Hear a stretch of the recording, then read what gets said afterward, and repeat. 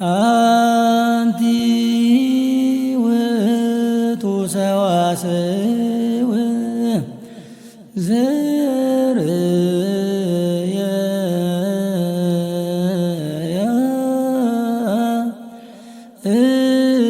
ያዕቆብ እምድር ዘይበስስ እስከ ሰማይ ወመላእክተ እግዚአብሔር የዐርጉ ወይወርዱ ውስቴታ ሰአሊ ለነ ቅድስት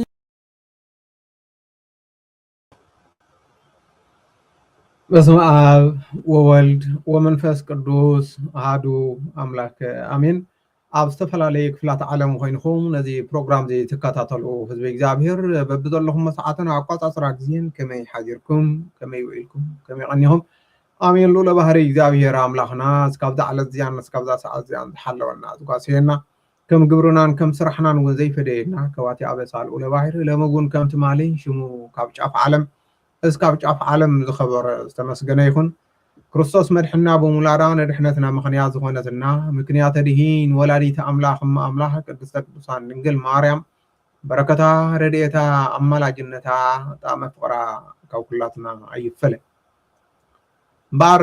ክቡራትን ክቡራንን እዚ ትከታተልዎ ዘለኹም ሰዋስው ሚድያ እዩ። ሰዋስው ሚድያ ደጉማን ቀኖናን ቤተክርስትያን ብዝሓለወ መልክዑ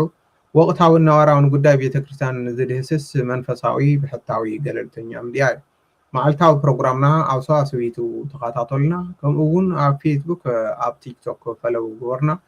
መቐለ ብደሎ ስቱድዮና ቀሪብኩም ድማ መንፈሳዊ ኣገልግሎትን ህዝብኩም ክትበርክቱ ናይ ኩሉ ግዜ መንፈሳዊ ፃውዕትና እዩ። ሰሙናዊ መርሃ ግብርና ኣብ ኣክሱማውያን ቴሌቪዥን ኩሉ ግዜ ሰንበት ድሕሪ ቀትሪ ኣለና ኢና። እምበር ክቡራትን ክቡራንን ንሎመዓልቲ ወቕታዊ ጉዳይ ሒዝናልኩም መፂና ኣለና እሞ እስካብ መወዳእታ ተኸታተሉና። እቲ ወቕታዊ ጉዳይ ከምቲ ኣብ ስክሪን ትርእይዎ ዘለኹም 5 ታቦታት ዝጠፍእዋ ቤተክርስትያን ኣላ። ብጣዕሚ ልብኻ ብዝሰብር ምእመናን ከመይ ጉህዮም ከም ዘለዉ ህዝበ ክርስቲያን ከመይ ሓዚኑ ከም ዘለዉ ብፍላይ ብትናታቶም ቦታ ኮይንካ ክትሪኦ ከለካ ብፍላይ በቲ ናይ ዕድመ ሰብ ፀጋ ዝኾኑ ወለድና ምእመናን መጽሓፍ ቅዱስ ከምቲ ናይ ሎሚ ወለዶ ምዕራፍን ጥቕስን ጠቂሶም ዘይኮነስ ብእምነቶም ኣብ እግዚአብሔር ኣምላኽ ጸሎትን ልመናን ገይሮም ኩሉ ዝሰልጠሎም ዘረብኦም ምስ እግዚአብሔር ዝኾነ ዓበይቲ ምእመናን 5 ታቦት ካብ ቤተ ክርስቲያን የለን ክትብሎም ከለኻስ ኣብኡ መፅኦም እንታይ ከም ድብሉ እንታይ ከም ድሓዝኑ ሕሰቡ ናይ ብሓቂ። በዛ ኣጋጣሚ ድማ ሓደ ሓደ ካብዚ ቅድስት ርቲት ኦርቶዶክስ ተዋህዶ እምነት ንውሕ ዝበሉ ኣብኡ ዘየለው ድማ ዋይ ታቦት እውን ይጠፍእ ድዩ ኢሎም ዝሳለቁ እውን ኩሉ ክኽእሉ እዮም። ታቦት ማለት እግዚአብሔር ዝመስሎም እግዚአብሔር ዝጠፍአ ዝመስሎም እግዚአብሔር ዝተሰረቀ ዝመስሎም ክርስቲያን እውን ከይህልው ኣብዚ እውን ጥንቃቄ ይገበር። እግዚአብሔር ኣምላኽ መንፈስ እዩ፣ ዘይድህሰስ ኣምላኽ እዩ፣ ረቂቅ እዩ፣ ኣብ ኩሉ ሙሉእ እዩ። ኣብ ከርስዱ ኣብ ማርያም ከሎካ ኣብ ኩሉ ሙሉእ ነይሩ፣ ኣብ ሰማያት ይኹን ኣብ መሬት። ስለዚ ነቲ መንፈስ ዝኾነ ረቂቅ ኣምላኽ ግን ከምልኽዎ ንኣምላኾም ክጽልዩ ከለዉ ኣብቲ ዝጽልዩሉ ቦታ ብኣምደ ደመና ንኽግለጽ ንሙሴ ኣብ ደብረ ሲና ዝሃቦ እዩ ታቦት ማለት። ብሰፊሑ ስለ ታቦት ክንምለሶ ኢና፣ ንግንዛቤ ዝኣክል እዩ ናብቲ ዋና ፕሮግራምና ክንኣቱ። ነገር ግን እቲ ብንጽህናን ብቅድስናን ሓልዮም ክሕዝዎ ዝተውሃቡ ታቦት ኣብኡ ኮይኖም ክጽልዩ ከለውን እግዚአብሔር ብኣምደ ደመና ተገሊጹ ጸሎቶም ክሰምዖም ዝተኣዘዙ ህዝቢ እስራኤል ኣፍኒንን ፍንሃስን ዝበሃሉ ካህናት ግን ኣብቲ ምርካብ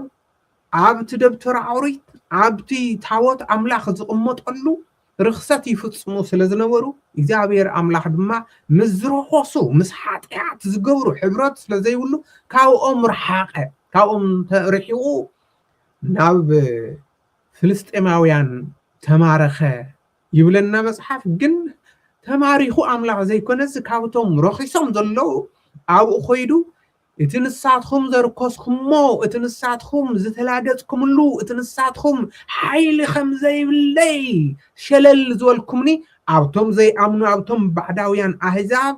ሓይለይ ከርእየ ኢሉ እዩ ሓይሏ ኣርያ ታታወት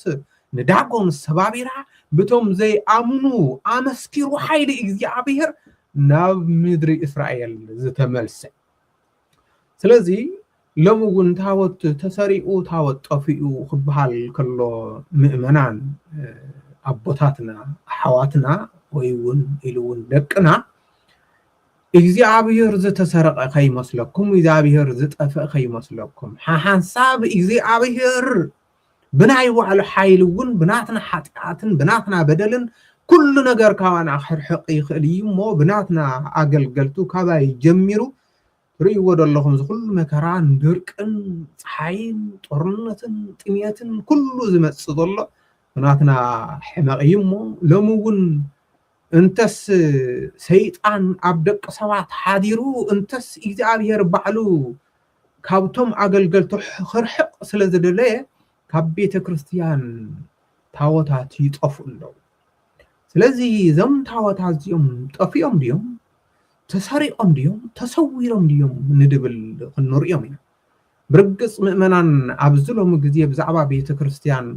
ክትሰምዕ ከለኻ ብጣዕሚ ስቕቕ ዝብል እዩ ሕማቕ ነገር እምበሪ ጽቡቕ ነገር ዘይትሰምዐሉ ኮይኑ ንእምነትኩም እውን ፈቲንዎ ንዓና ከይተረፈ እውን ብጣዕሚ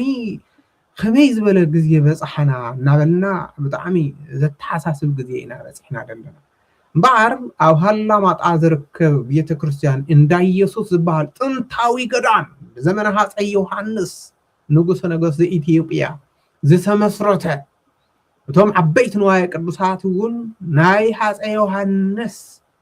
ዓሸራ ኣለዎም ኢድ ኣለዎም ተባሂሉ ኣብ ጽሑፍ ይኹን ኣብ ሓደ ቅርጺ ናይ ሃፀይ ዮሃንስ ዘመን ከም ዝነበሩ ዝምስከረሎም ዓብይን ጥንታውን ገዳም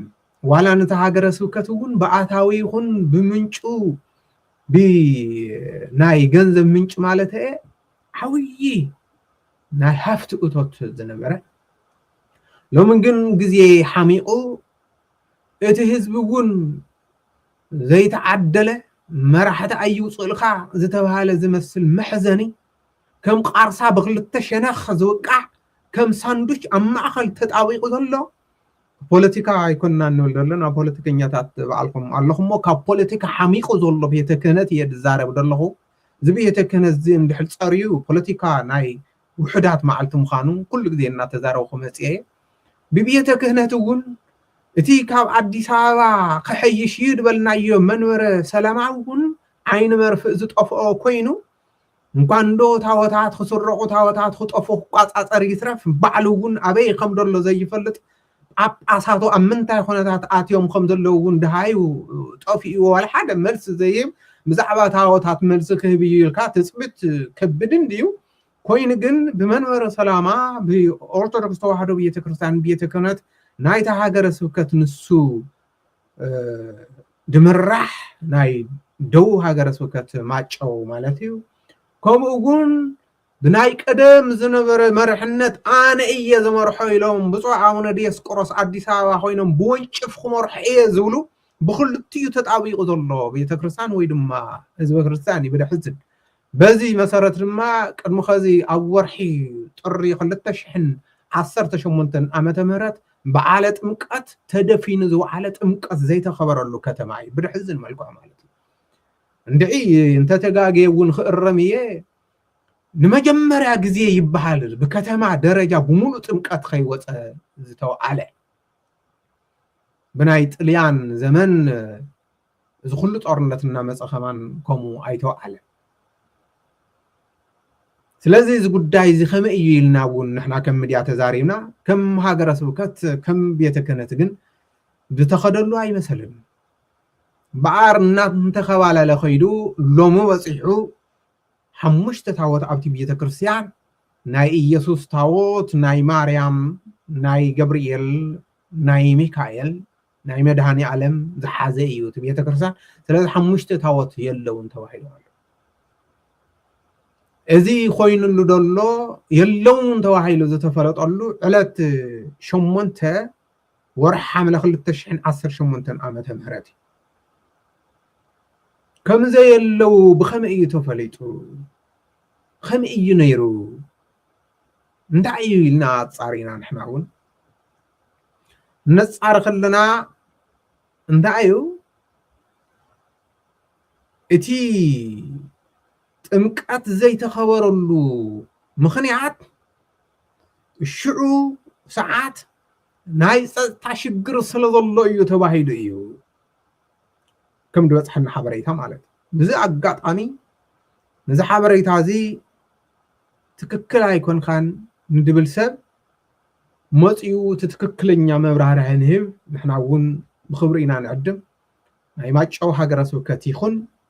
كومو ون بصاونا ديسقروس نمانم ناتنا ميديا ገለልተኛ نمانم ገለልተኛ መጽሐትኩም ገለልተኛ ሐሳባትኩም ትخليኩም ወና ደረጃ ግን እትናይ መጀመሪያ ዶሎ ኢና ናባኻትኩም ንህዝብና ነብጽሕ ደለና ምበሪ من يخمز غيرو انتعيو دبل ግን بحج ተጻሪው يتحجز وصحو ናብ ህዝቡ እስካብ ዘውጽእ ንሕና خلئي لنا عبت وانا تعيسمو አይኮንና ንብል እቲ خزي ኮይን ደሎ ግን በዓለ ጥምቀት ኣብ ትሽዕ ግዜ ናይ ጸጸገም አሎ ተባሂሉ ምክንያቱ ብናይ ትግራይ ሓይሊ ስለዝነበረ ንጸጽታይ ኣስጋዩ ኢሎም ኣቡነ ዲዮስቆሮስ እቶም ኣብኡ ዝነበሩ ሰባት ናብ ቆቦን ክኸዱ ገይሮም እዮም ከዚ ከምቲ ንሰምዖ ዘለና ብናይ ኣምሓራ እውን ብናይ ኢትዮጵያ ታይስም ሓይሊ መስለኒ ብናይ ትግራይ እውን ከምኡ ፍርቂ እዩ ደሎ ብመርሕነት እውን መስለኒ ብነቲ ናይ ፖለቲካ ወይ ድማ ናይ ወታደራዊ ንበል ናው ኣይነኣቱን ብናይ ቤተ ክርስቲያን ግን እስካብ ከዚ ሙሉእ ብሙሉእ ምሕደራ ኣትዩ ክቋጻጸሮ ስለዘይከኣለ ይጸገም በጽሕና ደሎ ንድብል መረረ እዩ እሞ ስለዚ ኣብ ትሽዕ ግዜ ኣቡነ ዲዮስቆሮስ እውን እቶም ኣብኡ ደሎ ንዑ ኢሎም ስለዝወሰድዎም እንተስናብ ቆቦ እንተስናብ ወሎ ካብኡ ሓሊፉ ናብ ኣዲስ ኣበባ ስለዝኸዱ ኣብ ታሽዕ ግዜ ከምቲ ድበጽሕና ሓበሬታ እቶም ታወታት ኣብቲ መንበር መቕመጥ ኣለዎም ብቁልፊ ዝቕመጥ እቲ ሰሙነኛ ኸይዱ ዝቅድሰላ ሓንቲ ታወት እያ እቶም ካልኦት ግን ልክዕ እቲ ናይ ንብረት ክፍልን ናይ ቁፅፅርን ቁልፊ ኣለዎም እሞ ንምሳሌ ሚካኤል ክኸውን ከሎ ኣብ ወርሓዊ በዓል ካብቲ ደለዎም ቦታ ከፊቱ ነቲ ዝቅድስ ካህን ነቲ ሰሙነኛ ይህቦ ይቅድስ ቀዲሱ ምስ ወደኡ ናብ ኣየቕመጣ ከምኡ እዩ ነይሩ ስለዚ ሽዑ ግን ብፁዕ ኣቡነ ዲዮስቆሮስ ኣብቲ በዓለ ጥምቀት ንዑ ኢሎሞ ምስ ኸዱ እቲ በዓል ቁልፊ እቲ ቁልፊ ዝሓዘ እውን ከይዱ ናብ ቆቦ ከይዱ ድሕሩ ስለዘይተመለሰ ኣይተኸፈተን ንድብል እዩ በፂሕና እሞ ቅዳሴ ዳ ብኸመይ ይቅደስ ነይሩ ክንብል ከለና ናይ መድሃኒ ዓለም ታወት ኣብቲ ቁልፊ ዘይኣቱ ኣብ ላዕሊ ስለዝነበረ ብኡ ይቅደስ ነይሩ እሞ ከመይ ገይሩ ዝኩሉ ታወታት ኣብ ዝነሃለወ ንምንታይ ዘይነውፅኦ ምስተብሃለ ቁልፊ ዘይብልና ዳ ከመይ ገይርና ክንነውፅእ ድብል ዘረባታት መፅዩ ተሰይሩ ክወፅእ ምስተብሃለ ዋ ከመይ ገይሩ ክዝበር ዝዳ ጥንታዊ እንድዩ ጥንታዊ ስለዝኾነ ንብረት ክንዕቅብ ይግባእ እምበር ከመይ ገይርና ንብረት ክንሰብር ተባሂሉ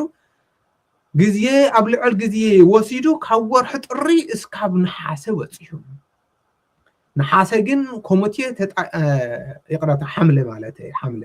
ኣብ ወርሒ ሓምለ ግን ኮሚቴ ተጣይሹ እቲ ኣብኡ ደሎ ህዝብን ኣገልጋልን ብዝኣመነሉ ሰባት እምበኣር ቁልፊ ክረከብ ዘይክእል እንድሕል ኮይኑ ይሰበር እሞ ሃለዋቶም ንርአ ተባሂሉ ምስተሰብረ ግን 5 ታወት ኣይነበሩን ጥሩሑ ተረኺቡ ስለዚ ከም ድበጽሕና ሓበሬታ ወዲያውን እሽዑ ንታ ቁልፉ ሒዙ ድኸደ ሰብ በዓልቲ ቤቱ بعلت جزاؤ أمينو نعتبايلا ناب حقي خيدا نتوسنو ساعات خمس سنوات مرمرة مالتي كاب أون بدحر أون شموم خلا عين ولا من غزي حق حيز وصل ذلو نبعل خلايهم تواهيلون ناب حق نعتبايلون مرمرة تجور لهم تتحادث ساعات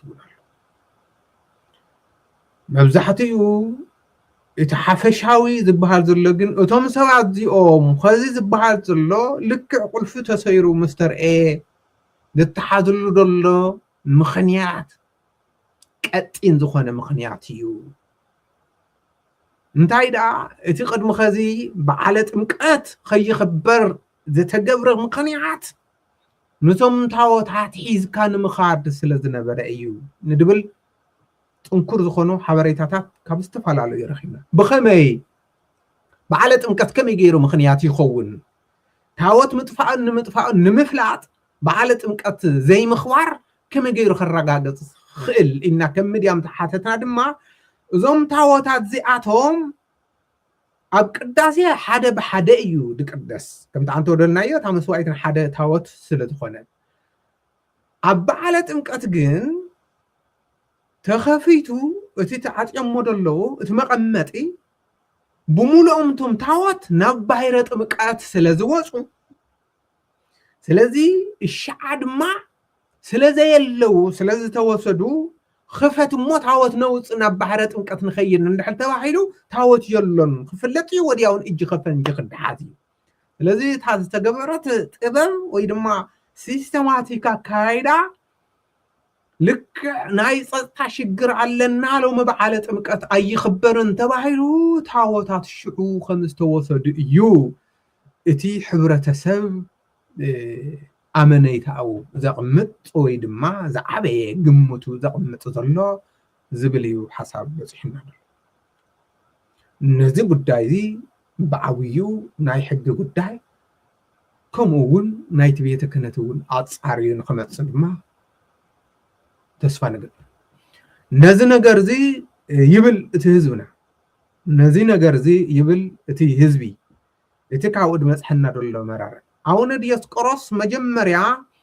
عبتي عقل قلاي زفتنلو كاب عواقعو زي فليلو ساعات كخون زقبو عواقعهم بتينو مزخدو عون ديس قرص أبني يوم كوينم دم تمليسهم اتهزبي نخلت هاجر سكت بتعطيهم ناي رأيادو ناي قلد الناولو نصهم كم أزقور ودلو دم أي كابت حد عدحينهم محيرهم بمرحنة موتيهم أيني يو كوينم ون كويدم سقيلهم كم زي أزقورنا اللو سلازي بزدم ناي تجراي هاجر سوكت ناي منبر سلامة بيتك كانت مالته ايه اتي اب دو تجراي ماچ اوزلو مالته مغابي حدث حاونا انقواهر مالته ايه مغابي حدث انقواهر ون انتخونه كابز ነገር زي امعراري يدما سلام بدلو ومجدون خمرحنا اي كعلن ندبلي ملختي مصناي دلو كور حاونا مغابي حدث انا ون كم ميديا مغابي حدث سرح مكايد ينبري ليك باباس عون ليوانس كلو نمنتاينا مغابي حدث ختزارو مرصكاتهم كنول كلنا نساتكم زي فلطكم نيو كاين خاتكم دالي خمود مسلكم دلمبري اتوم ابونا اب صلوتن اب لمنان زوعلو بصو ابونا يصلوت ابو ينبري نزي انتهي يقبر دل خمان زفلطوا اي مسلنا شماغل دالهم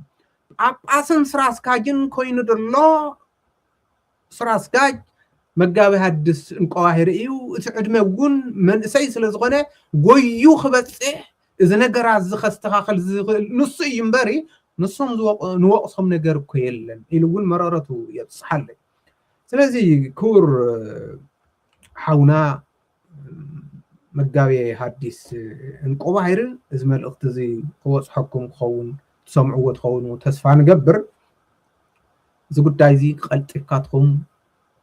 ኣስተኻኽልዎ ጥራይ ዘይኮነስ ሓቂ ክወፅእ ኣለዎ እቶም ታቦታት ተሰሪቆም ድዮም ተወሲዶም ድዮም ተወሲዶም እንድሕር ኮይኖም መን ይወሲድዎም ተሰሪቆም እንድሕር ኮይኖም እውን መን እዩ ሰሪቅዎም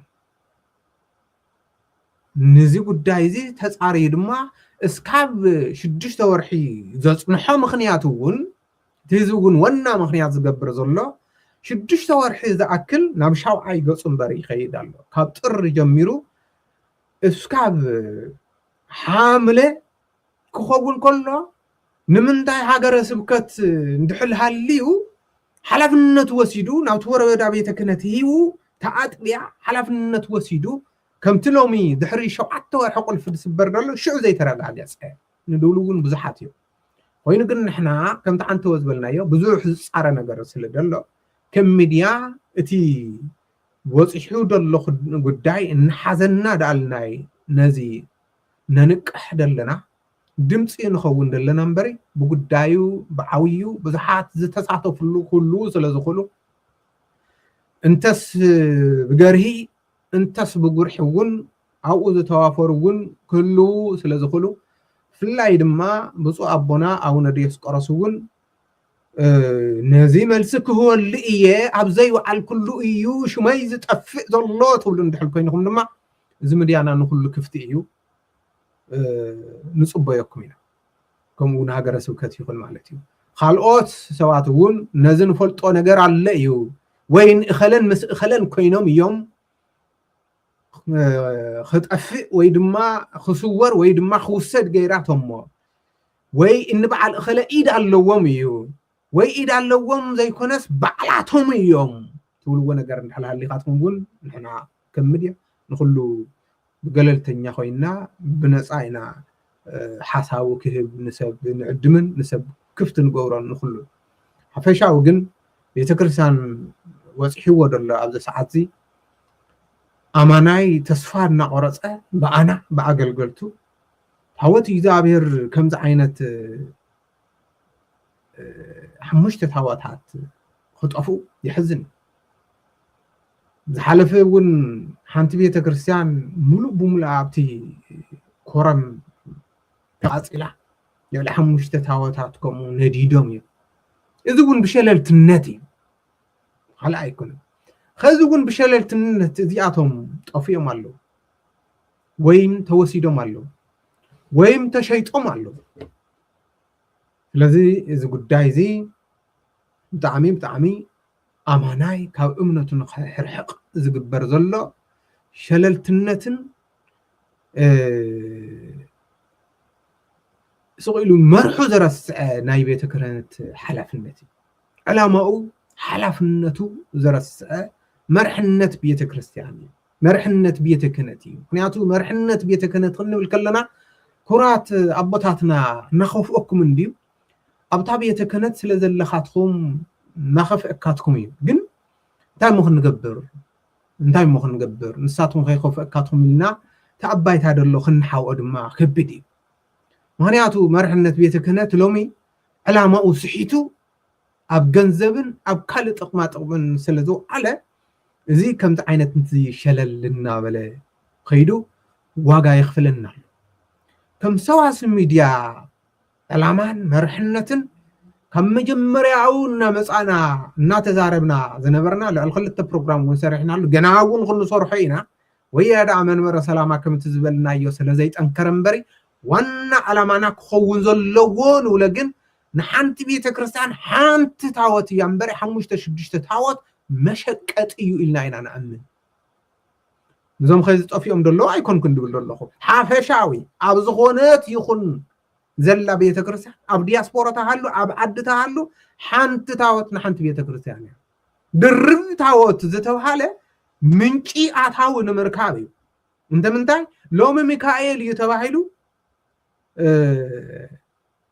ፈንድረጅን ንምግባር እዩ ኣታዊ ገንዘብ ንምግባር እዩ ተሎተን ገለ ዲኹም ትብዎ ንምግባር እዩ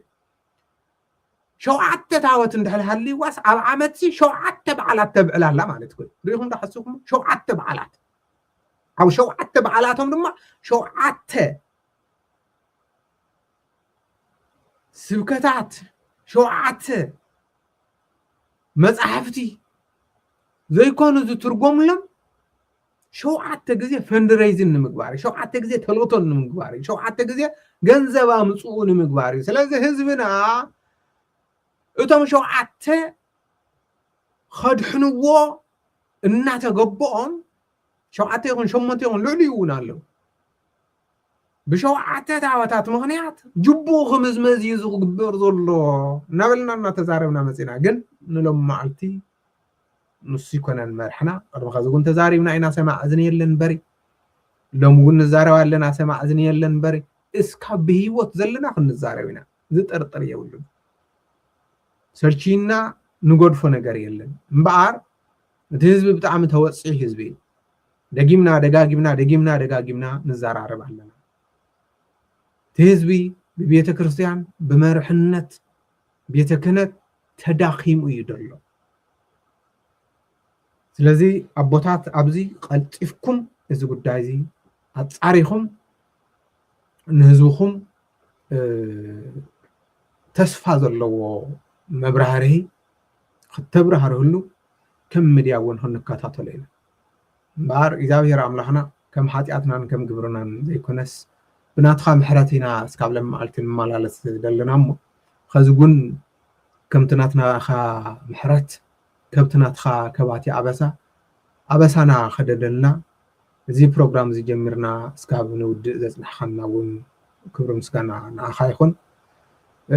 ندقصل እናተኸታተልና ኣብ ምንታይ ጉዳይ ወጽሑሉ ድማ ናባኻትኩም ክንምለስ ኢና ህዝበ ክርስቲያን እዝን ከም ዝናሰማዕኻትኩም ድማ ተስፋኹም ቁረጽ ይውሉ ክትዳኸሙ ይውልኩም እኳ ደኣ ክትጥንክሩ እዩ ዘለኩም እኳ ደኣ ኣብ እምነቱም ደልዲልኩም ነቶም ከምዚ ዝበሉ ሰባት ብቤተ ክርስቲያን ብቤተ እምነት ዝሽቆጡ ሰባት ይኹም ወጃኻትኩም እንዶ ኣደብ ግበሩ ኢልኩም متحتنا بس عارفي بوقت عبد زيكون نعبوتها بدمتن قالات نئمنتنا بدمتن الزراربا إذا ما قد زجيجا أيوة بأخله زي تخد ود اللهم زي صبق أيكونن كسيس خلا زي حيزكم ود اللهم ما كايدا صبق أيكونن بصو أصحاب بأخله إلنا بمنفسهاوي زتملأ حتى ناي ولدنت حتى خلنا حتى قبونا نمثلنا أيوه مثلا مو أبوتاتنا ون ناي ولدنت مثلنا خي كلاهم شلل خي ولكم بتدقنا حتى ودلوكو حقهم كأيو أبايت هذا اللوكو أيو خي من غيرنا خلنا حوزي خي من غيرنا خلنا خوله إلكم خد تستخخلوا بخبري إنا حتى ذنبرنا الذي عاوزي ودينا لنا وسوات لي زابير دحنكم